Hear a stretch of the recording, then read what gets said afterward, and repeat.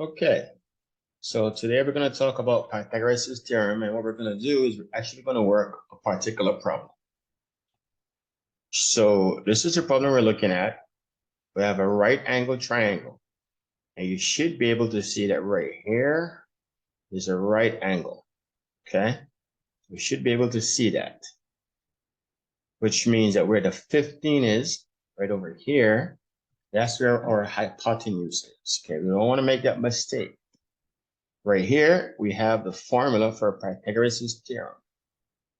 But before we jump into it, let's take a little reminder about something else.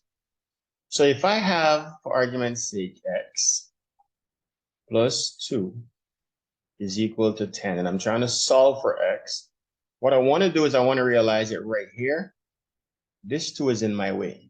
Solving for x means I want x on the side by itself. So we say, let's make x the subject of the equation. And so doing, I've got to get rid of this 2 over here and take it on the other side of the equation.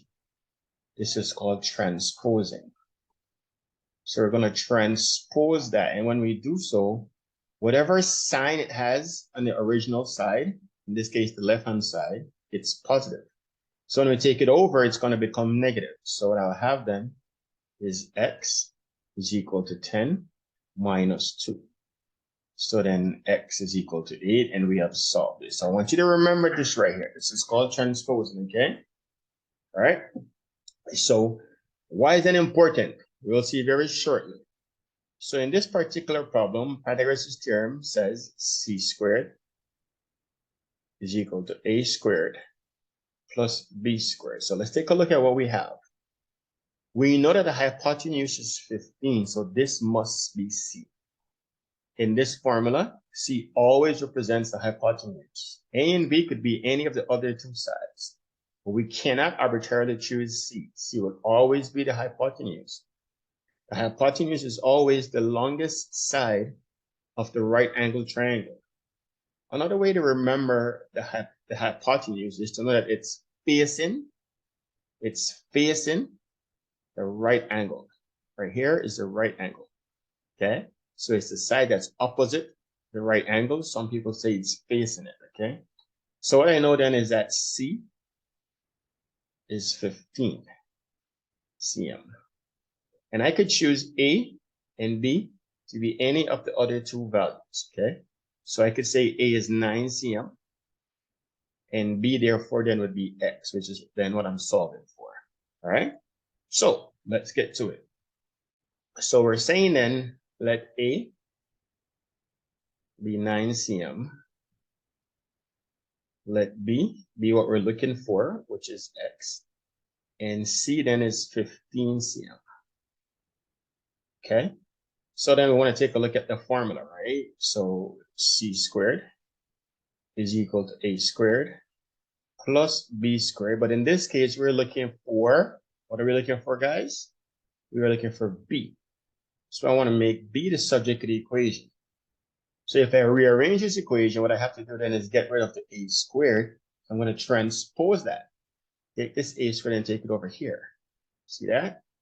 Very similar to what we did previously, okay? Take a look at what we have here. We want to make x the subject of the equation, so we took the 2 and transposed it. We don't want anything else on the same side as that variable that we're trying to make the subject of the equation. Similarly here, we're trying to make b the subject of the equation. So when I take the a squared on the other side, it will go from positive to negative. So I'll have c squared minus a squared is equal to b squared. And let me just rearrange that. So then I have b squared is equal to c squared minus a squared. Now, once I've done this without making an error, I'm in the clear. This otherwise challenging problem now comes down to just the algebra, okay? So c squared then is just a matter of substitution. I go here and I put 15. That's what c is. So that's going to be 15 squared minus a, which is 9 squared, okay? Now remember, now this is b squared, okay?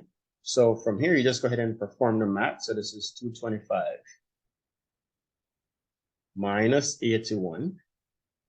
Remember, this is still b squared. And so b squared then is equal to 144. And so b then will be the square root of that, which is 144. And therefore b then is going to be 12 cm. And that's my answer. Good job, guys. Other videos in this and other series are available. Like, share, and subscribe if you found the video helpful. If there's a topic you'd like to see us tackle, just let us know.